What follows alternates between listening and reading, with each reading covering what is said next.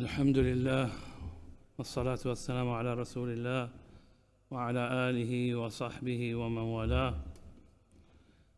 قال تعالى: وما خلقت الجن والإنس إلا ليعبدون ما أريد منهم من رزق وما أريد أن يطعمون إن الله هو الرزاق ذو القوة المتين.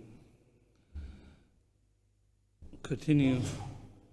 We were going through the book Al-Muntaqa من مسالك الرشيد أو من مسلك الرشيد في شرح كتاب التوحيد, and we mentioned what Tawhid was, and we mentioned the different categories and how the scholars came with those categories and how this is a matter of ijtihad. We mentioned Tawhid, the different ways scholars have categorized Tawhid, 2, 3, 4 and so on, and we mentioned that this is a matter of ijtihad, and we mentioned the different categories, the 3 categories that we mainly know and we're going to use: Tawhid al-Uluhiyya, Tawhid al-Rububiyyah, Tawhid al-Asma wa Sifat. And we mentioned, I'm not sure, but I think we mentioned that the Shaykh here in this book starts with Tawhid al-Uluhiyya because the book mainly, Kitab al-Tawhid, is about Tawhid al-Uluhiyya. So he starts and talks about Tawhid al-Uluhiyya first, and then he talks about Tawhid al-Rububiyyah, then he talks about Tawhid al-Asma wa Sifat. And we went through all of that, and we got to Shirk. What is Shirk? And the Shaykh defines Shirk, which in English we call it associating partners with Allah. He defines Shirk as giving to other than Allah anything which is exclusive to Allah. So giving to other than Allah, or directing to other than Allah anything which is exclusive to Allah Azza wa Jal. Whether that is exclusive in way of His actions, which are exclusive to Allah, like creation, like dominion, like having control over all the affairs. These are the actions of Allah Azza wa Jal, like causing harm, causing benefit, or causing harm. These are all, or being independent. These are all from the actions of Allah Azza wa Jal, and these are exclusive to Allah Azza wa Jal. No one has share of any of these with Allah Azza wa Jal. So if anyone believes or gives any of these actions, or says anybody can do the same actions as Allah Azza wa Jal, of these types which are exclusive to Allah, then that person has committed shirk with Allah Azza wa Jal. Or the rights of Allah Azza wa Jal to worship. If any person directs any type of worship to other than Allah, then he has committed shirk with Allah, because worship is an exclusive right of Allah Azza wa Jal. All types of worship is exclusive right of Allah Azza wa Jal. So if anybody directs any type of worship to other than Allah, then he has committed shirk with Allah. Or if somebody gives any of the names or attributes of Allah to other than Allah, then he has committed shirk with Allah. For example, if somebody believes there's a creation which is all hearing, like Allah is all hearing, or all seeing, like Allah is all hearing, or all seeing, or is all powerful, like Allah is all powerful, then he has committed shirk with Allah. So shirk can occur in all the forms of Tawheed. So shirk can occur in the rububiyyah of Allah, and shirk can occur in the uluhiyyah of Allah, the worship of Allah, and shirk can occur in the names and attributes of Allah. Shirk can occur in any one of these or in all of these, and shirk can occur as a combination of any of these. Because Tawheed is one thing. Tawheed is one thing. It cannot be separated. Each part of Tawheed leads to the next part of Tawheed. So Allah's names and attributes is about who is Allah. Allah's names and attributes tells us who is Allah. Who is Allah? How do we know about Allah? He is Al-Alim, Al-Hakim, Al-Qadir, Al-Sami, Al-Basir. These are who is Allah. The names and attributes of Allah tell us who is Allah. The Rububiyyah of Allah tells us what does Allah do? What are the actions of Allah Azza wa Jal? So the names and attributes of Allah lead to the Rububiyyah of Allah. So Allah's actions, He is the creator. He creates and none creates but Him. He is the owner. He owns everything and everyone. He is the sustainer. Everyone depends on Allah, and Allah is independent. These are the actions of Allah Azza wa Jal. He has control over all the affairs, and He puts all the affairs in place. And nothing happens except by His will Azza wa Jal. So these are the actions of Allah Azza wa Jal, which leads to, because this is Allah, this leads to none should be worshipped but Allah. This is how the three categories of Tawhid are connected to each other. And that makes one entity, which is Tawhid. You cannot separate out Tawhid. So we mentioned what shirk is. This is a major shirk. If somebody commits the major shirk, he leaves the fold of Islam. All of his actions become null and void. And in this world, the ruling is that he is no longer a Muslim. And if he dies, he's not buried in the graveyard of the Muslims, and so on. These are all the rulings that are connected to this shirk, if somebody commits shirk. But if somebody commits shirk, like we have a general ruling. Somebody who does such and such a thing, the ruling on that person is this. The general ruling is the one who commits shirk, he has left the fold of Islam. This is the general ruling. But when we apply it to somebody, we have to apply it with conditions, and we look for any excuses the person may have. So a person may have the excuse of ignorance. He may be ignorant that this is shirk. And if he's ignorant of shirk, if he's ignorant that this action that he committed is shirk, then he may be excused for it. And so the ruling may not be applied to him, even though he committed an action of shirk. So we have to differentiate between those two things. The general ruling on an action, and when we apply it on someone. So if we see somebody at the grave doing shirk with Allah, we cannot automatically say this person is a mushrik, because he may have an excuse. And it's not our job. The job of applying the rulings is the job of the judge. When somebody's matter is brought to a judge, then the Muslim judge applies the rulings. It's not for a lay person, a normal person, to apply the rulings. Even though we may see the action of a person, that this action is an action of shirk. It's not upon us to apply the ruling. It's upon us to advise the person and to try and tell them that this is shirk, and explain to them why it's shirk. And hopefully they stop. But it's not upon us to apply the rulings. We are not the judges. There are judges, there are scholars who are the judge. They judge when somebody is brought to them, just like in the matter of the prayer. There's a general ruling about the prayer. The one who abandons the prayer, according to some of the scholars, is no longer a Muslim. But it doesn't mean we see somebody who hasn't prayed, we apply the ruling. That's it, you're not a Muslim. You didn't pray one prayer, that's it, you're not Muslim. That's not our job, that's the job of the judge. As the scholars say, that the person who doesn't pray has to be taken to a judge, and the judge will order for him to be imprisoned. In a Muslim country that judges by the Sharia, then the person who doesn't pray is to be imprisoned for 3 days. And each day he's told to pray. For each prayer he's told to pray. And he's told that if you don't pray, the Muslim state will have you executed. So either you pray or you will be executed. If he doesn't pray after those 3 days, then he's executed and he's ruled as not being a Muslim. If that doesn't occur, then no one can apply the ruling.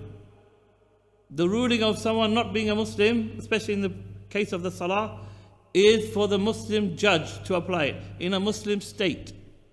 Not for us to go around and call people non-Muslim, which unfortunately people do. Then we mentioned in the beginning that Tawhid al-Uluhiyya is to single out Allah with worship. To single out Allah with worship. But we didn't define what is worship. When is an action worship? When is an action worship? So the word worship, al-ibadah, is a difficult word to define. It's a difficult word to define in the Sharia. The Shaykh tries to define it, and his definition is good, But it's one of those words which is difficult to define. Just like if I ask you, define what is water. Give me a definition, a sentence which defines what is water and which covers every type of water and doesn't exclude any other type of water. It's very difficult to find a definition for water, even though we all know what water is. Does anybody not know what water is? We all know what it is. But when we're asked to define it and give a clear-cut definition which includes all types of water and excludes everything other than water, it's very difficult to define. The definition of water is water. It's something we all know. Another example is knowledge. What is knowledge? If somebody asks you to define what is knowledge, it's very difficult to define what is knowledge to a precise manner that it excludes everything which is not knowledge and includes everything which is knowledge. It's very difficult to define it. The definition of knowledge is knowledge. We all know what is knowledge, even though we have difficulty in defining it. The same thing with ibadah. We all know what is ibadah. We all know what it is. When we see it, we know it. But to define it is very difficult, even though the Shaykh tries to define it. And he says that ibadah is a state which one enters into willingly. So one chooses this state. And it's a state of humility, of the highest level of humility, with the highest level of love, with the highest level of submission, by doing the actions which Allah has ordered us to do, to please Allah and to gain closeness to Allah. That's how the Shaykh defines ibadah. So it's a state which you're constantly in. You constantly are in that state. But you went into that state willingly. No one forced you to go into that state. You entered that state willingly. And that state is that your heart is has the highest form of humility towards the one you are worshipping, and the highest form of love for the one you are worshipping, and the highest form of submission to the one you are worshipping, by doing those actions which the one you are worshipping has ordered you with, to please him and gain closeness to him. That is the Shaykh's definition of worship. The most important part of that is that ibadah has in it the highest form of humility for the one you are worshipping, and the highest form of love for the one you are worshipping, and the highest form of submission. So it combines these three things: love, humility, and submission. When we're praying salah and we stand in salah, the way we stand is a worship. The way we are standing in salah is a worship. When we make ruku, it's a worship. When we make sujood, it's a worship. But if you look at all of these actions, they show the highest level of humility to Allah Azza wa Jal. We stand, and even in standing, we bow down our head. We're not looking all around. If we're looking all around, this is not humility to Allah. This is not humility to Allah. This is not the highest form of humility. But even when we're standing, we're ordered to bow down our head and look in one place, not to look around. This is from the humility towards Allah Azza wa Jal. And we don't stand a standing of arrogance. Just imagine somebody stands in prayer like this, which has been prohibited anyway. But this is a standing of pride and arrogance. We stand in a standing of humility to Allah Azza wa Jal. Submission, our head is bowed. Even in standing, our head is bowed towards Allah. We dare not look up. This is out of our humility to Allah Azza wa Jal and our submission to His command. Why did we stand for prayer? We were sitting, we were fine, we were enjoying our life. And then all of a sudden the time of prayer comes. And we leave everything we are doing and we stand up to pray. Why? Out of our submission to Allah Azza wa Jal. out of our love to Allah. Allah is more beloved to us than what we were doing and the dunya that we were enjoying or taking entertainment in. Allah is more beloved to us. He is the most beloved to us. That's why we leave. Why do we leave our eating and drinking in Ramadan? And leave off our desires in Ramadan? Why? Because of our love for Allah Azza wa Jal and our submission to Allah Azza wa Jal. Why don't we, even during in Ramadan, when no one is there and we're all alone, why don't we go and eat something? No one will see us except Allah Azza wa Jal, out of our submission to Allah and the commands of Allah and our love for Allah and love for what He has ordained upon us. We put ourselves and our will below, and we put Allah's will and what Allah wants above, and everything else. Our whole life is filtered by what Allah loves and what Allah wants and what is the will of Allah and what will please Allah. This is ibadah. This is ibadah. This is for us. I'm saying all of this for us to understand what is ibadah. Because the definition is not good enough. Any definition I give you is not good enough. But you know in yourself what is ibadah. You know what is humility to Allah Azza wa Jal. You do it every day. We do it every day. Why do we wake up for Fajr? When we're nicely asleep. And we're probably in the best sleep we're having. And we wake up for Fajr. Why? Because our love of Allah Azza wa Jal above everything else. And why? Because our submission to Allah Azza wa Jal and our humility that we're going to have to stand in front of Allah. We do it.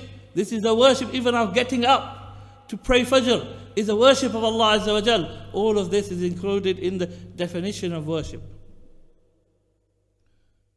So this is the definition the Shaykh gives us, and from that we can understand what is worship. But we all know what is worship. When somebody says this is worship, we know what that person means by worship. That's why in the Quran Allah uses the word worship and He doesn't define what is worship. He just uses the word because it's a word that is known. It's a word that the Mushrikeen, the Arabs at the time of the Prophet ﷺ knew what the word worship means. Allah uses it in the Quran over and over. وَمَا خَلَقْتُ الْجِنَّ وَالْإِنسَ إِلَّا لِيَعْبُدُونَ I created man and jinn only so that they would worship me. So Allah uses يَعْبُدُونَ. He uses the word يَعْبُدُونَ. And the Quraysh knew what does it mean to worship. What is worship? They didn't need the definition. They knew it from the language and from themselves. Just like water. What is water? We all know what water is. What is knowledge? We all know what knowledge is. Then the Shaykh says, actions sometimes can be worship. And sometimes they cannot be worship. The same action can sometimes be worship and can sometimes not be worship. Depending on the intention. One thing is the intention behind it. Depending on what is said when it's being done. Depending on what is done in that action. And depending on the surrounding context of how that action is done. And the examples he gives, he says there are some actions which are pure worship and they can be nothing but worship. And how do we know these are pure worship? He says that they are pure worship because Allah said they are pure worship. The Sharia told us that these are pure worship, like salah, like praying, like the prayer we pray, like fasting, like giving the zakah, like making the hajj. These are pure worship of Allah Azza wa Jal. And so they cannot be ever directed to anyone other than Allah Azza wa Jal. And nor can anybody intend by them other than Allah Azza wa Jal, because these are actions of pure worship. Okay, so these are one category, pure worships. And what defines that they are pure worships? Allah defines to us that these are pure worships. Or the Sharia defines for us these are pure worships. And the example is prayer, fasting, all of this. Then there are actions which can be a potential worship. The Shaykh calls them يحتمل or محتمل العبادة. أفعال محتمل للعبادة. محتمل العبادة. So they are actions which are potentially worship and potentially not worship. And he gives examples of them. And the first one he mentioned is sujood. He says sujood can potentially be worship and can potentially not be worship. And Shaykh al-Islam Ibn Taymiyyah talks about this as well in Majmu' al-Fatawa in volume 4, page 360. He says sujood is an action which can be worship and cannot be worship. And then he explains it. He says, if you look in the Quran, Allah ordered the angels and Iblis to bow down, to make sajda to Adam alayhi salam.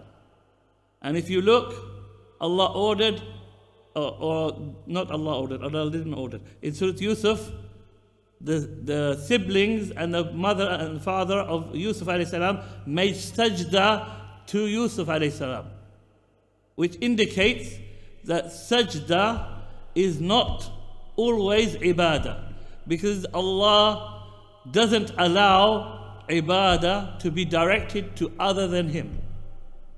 Do you see the argument that Shaykh al-Islam is using?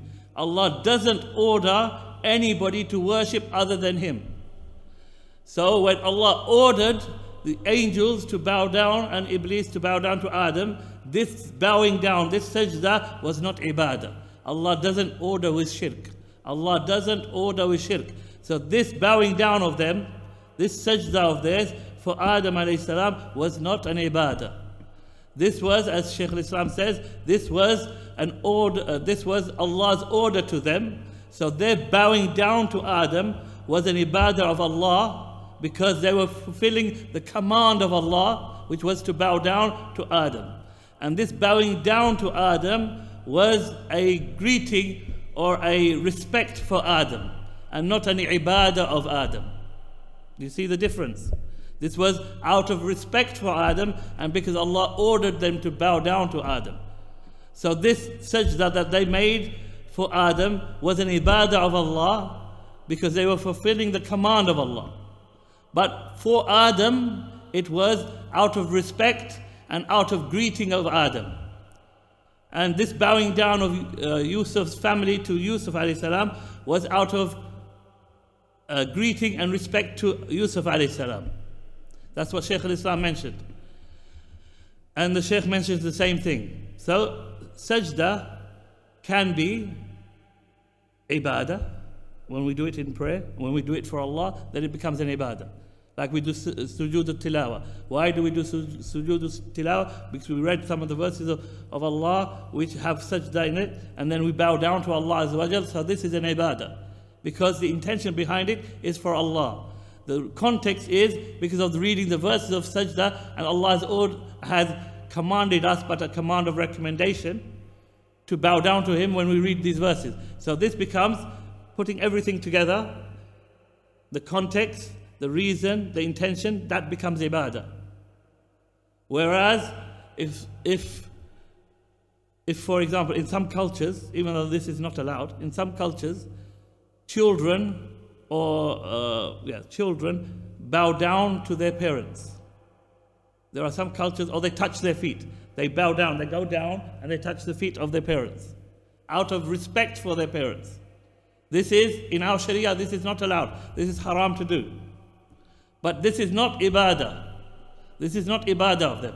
This is a cultural practice which in our Sharia is haram. But it's not that they are worshipping their parents by touching their feet. No. They have not committed shirk by doing that action.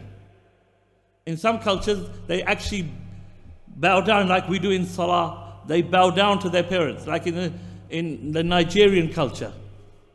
The elders, their children bow down to them, lie down flat on their faces in front of them. Again, this is a greeting and out of respect for their parents. This in our Sharia is not allowed. As the Prophet ﷺ said, when Mu'adh bowed down to him, Mu'adh made sajda in front of the Prophet ﷺ. And the Prophet ﷺ said to him, no. And then he said, if I was to order anyone to bow down for anyone else, I would order the wife to bow down to her husband. But this is not allowed for anyone. Not for anyone to bow down to anybody else. So this makes it haram. Bowing down or making sajda for anyone in our Sharia is haram. But it doesn't necessarily become shirk. Okay, so this is an action which is potentially ibadah and potentially not ibadah. Then he mentions another example.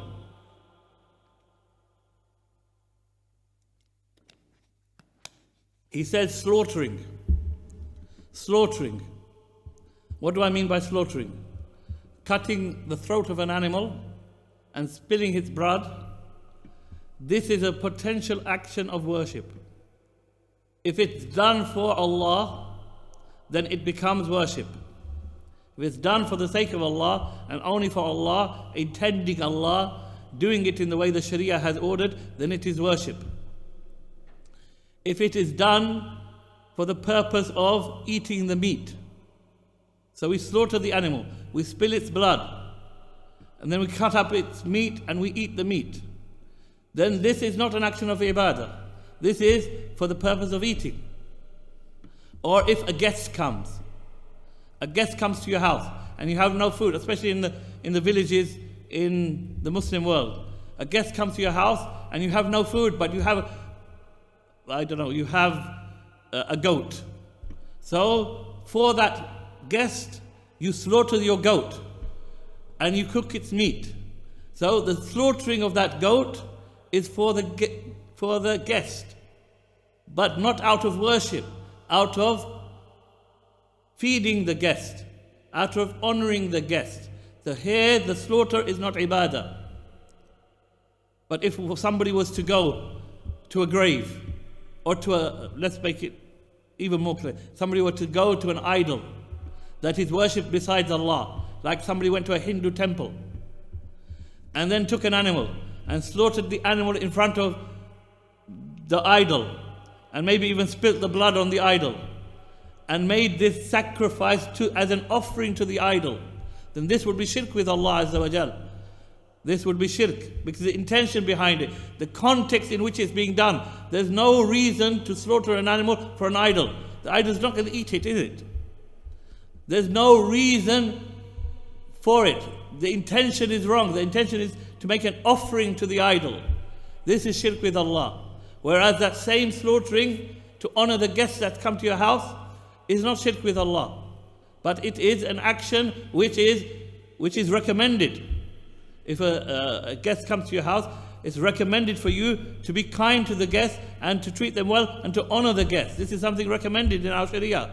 So here the slaughtering of the animal becomes recommended. Whereas over there at the Hindu temple, it becomes shirk with Allah and can take a person outside of Islam. And then he mentions a third example. The third example he mentions is dua. Dua generally is ibadah. Generally, when we talk about dua, we say it's ibadah. And the Prophet ﷺ said, ad-du'a huwa al-ibadah. Dua is ibadah. And generally, Allah uses the word dua generally in the Quran as ibadah. But there are places where Allah uses the word dua and does not mean ibadah. Like Allah says in Surah Al-Furqan, the second to the last verse of Surah Al-Furqan, Allah says, لا تجعلوا دعاء الرسول بينكم كدعاء بعضكم بعضا. Don't make the dua that you make towards the Prophet ﷺ like the dua you make between each other. And here the word dua means calling. Like saying, oh so-and-so. Don't make the way you call the Prophet ﷺ to talk to him or say something to him in the same way you talk amongst yourselves or you call each other. The Prophet ﷺ deserves more respect in even the tone you speak to the Prophet ﷺ or you call the Prophet ﷺ. Don't make it the same as you do between each other. No, the Prophet ﷺ is greater, is deserving of more respect. So here Allah uses the word dua and He's not talking about in ibadah. He's talking about calling, talking amongst each other. And nida. And nida means when I say ya so-and-so, oh so-and-so. This is a type of dua. Dua in the language means a request, an asking. Talab. Any type of talab, any type of request is called in Arabic dua.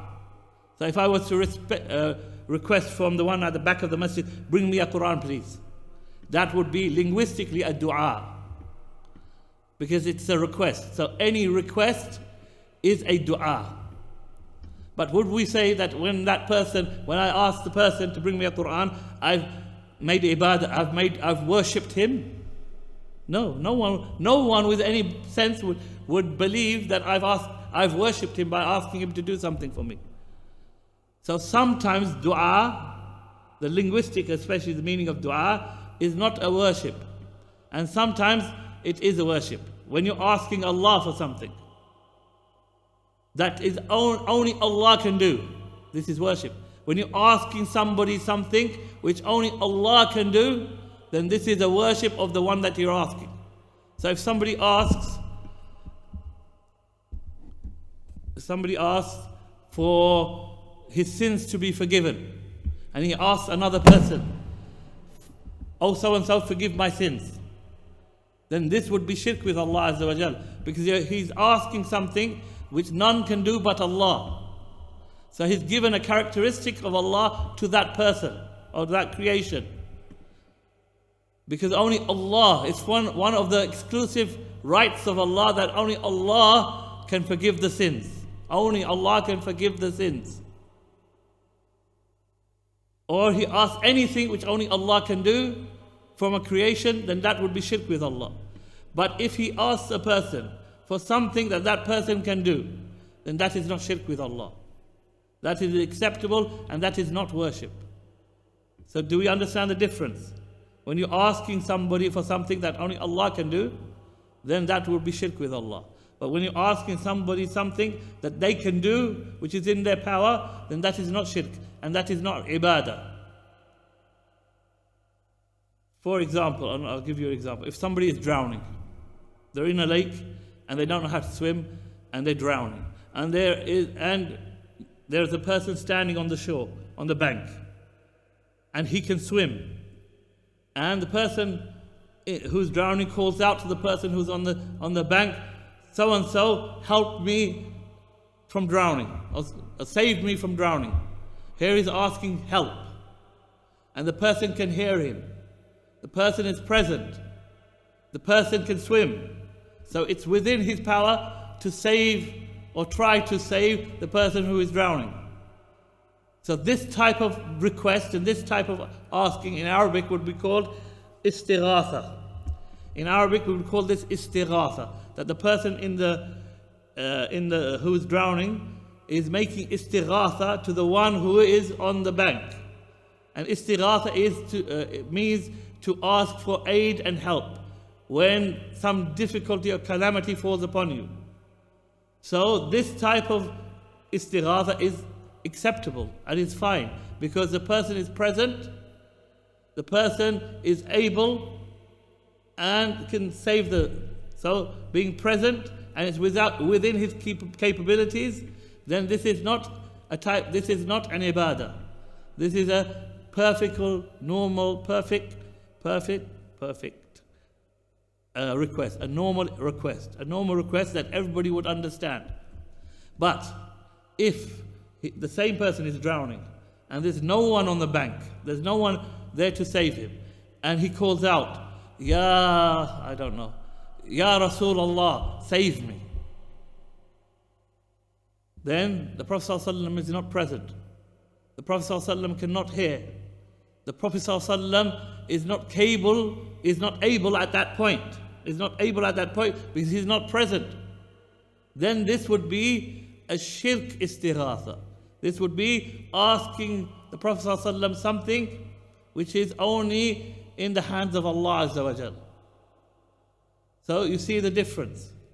So asking someone who's present, who's able, then the action becomes a normal action and not ibadah.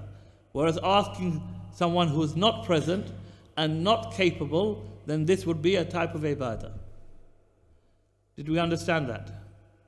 Yes, anybody need a clarification or anything about that? No? So we have actions, we break them into two categories: pure ibadah, potential ibadah. And the Shaykh will give you more examples as he goes through. He'll give more examples. Then I'm going to skip ahead to Kitab al-Tawhid itself and the explanation of, so I'm skipping all the way to the 7th chapter of Kitab al-Tawhid, where Muhammad ibn Abdul Wahhab rahimahullah talks about tamaim, which is amulets. Amulets in the Indian subcontinent, they call them taweez, these type of objects. And what is the ruling on them? He defines what they are, and I think most of us will know what they are.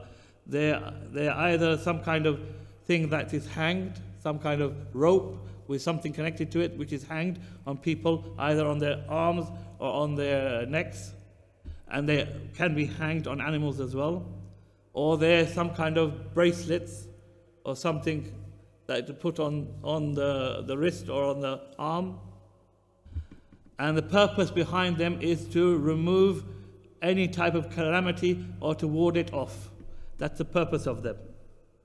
That's why people wear them. So the Shaykh says in explanation,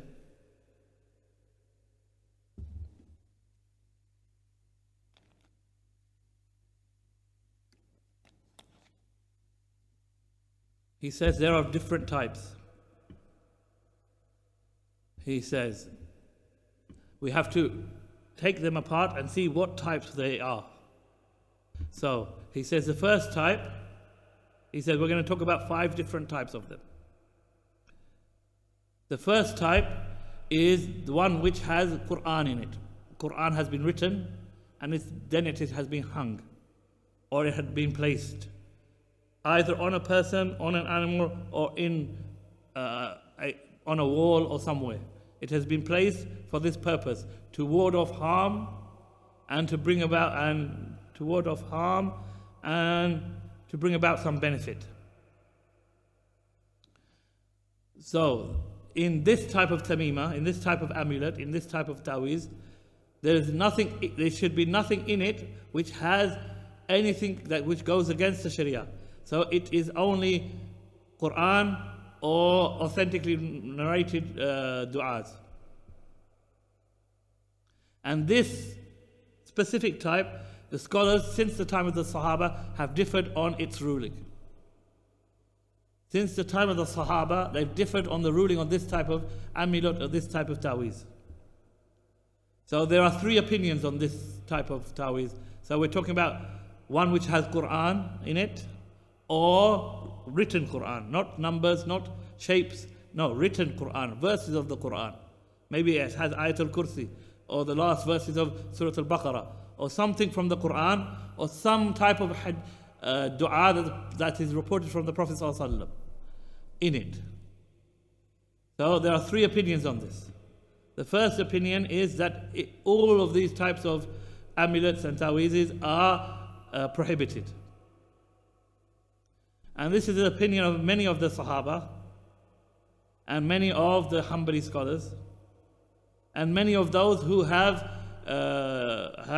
written explanations on Kitab al-Tawhid, especially the modern day scholars.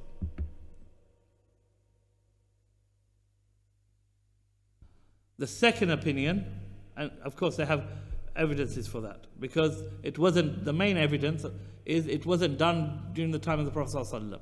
It wasn't done during the time of the Prophet ﷺ, and they have other evidences as well, but I'm not going to go through the evidences. The second opinion is that such type of amulets and such types of taweezes are allowed, are mubah. They are allowed. And this is the opinion of Sa'id ibn Jubair, which is one of the greatest tabi'een. And it's actually mentioned that he used to write these taweezes and give them to people. And they would put it on themselves. So the second opinion is that these type of taweezes are allowed. And this opinion has been taken by Ibn Qutayba, Bayhaqi, Ibn al-Arabi, Ibn Hajar, and many of the Hanafis, and many of the Malikis, and many of the Shafi'iyah. And their proof for this is that it was done by some of the companions, and it was done by many of the Tabi'een. And no one reprimanded those who did it. So that's one of their main proofs that it's allowed. It's not recommended, it's allowed. The third opinion is that it is allowed before any calamity befalls you. And it's not allowed, or it's something disliked when a calamity befalls you. But it's allowable and acceptable when before a calamity afflicts you. Did I say it correctly? Did I say the same thing? It's allowable it's allowable after a calamity affects you, and it's disliked before a calamity afflicts you. That's what they said. And this is an opinion of Aisha radiallahu anha. So she said, using the amulet or the ta'weez before the calamity affects you, use the amulet before the calamity afflicts you, and don't when it has a no, that's not what she said. التمائم ما علق قبل نزول البلاء. The amulet is what is put on before the calamity affects you, and whatever is put on after the calamity, then that is not acceptable. That is not tamima. So her opinion seems to indicate that you can do it after the calamity, but not before the calamity. That's what the scholars say. And this is the opinion of Imam Malik, and this is an opinion of Imam Ahmad, and this is the opinion of Ishaq ibn Rahway, and many of the scholars, even Ibn Abdul Barr and Dawoodi and Muallimi, maybe some of you haven't heard these names, they all take on this opinion. So the Shaykh says, if we look at these three opinions, opinion 1 and 2 are close, are very close. So they both basically allow it, but the third opinion differentiates before the calamity and after the calamity. But both of them seem to allow it. Yes.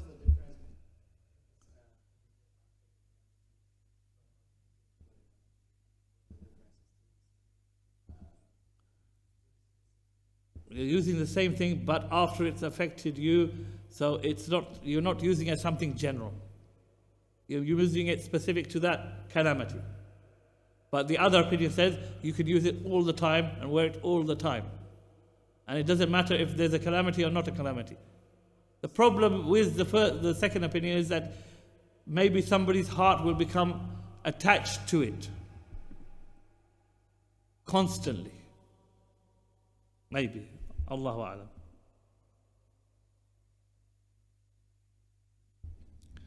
Then he says the second type. Okay, I'm going to stop there because I think that's enough for today. We'll do the second, third, fourth, fifth types in the next lessons, inshallah. Okay. Sallallahu ala nabiyyina Muhammad. Wallahu a'lam. Anybody has any other question? No? Okay, you can go.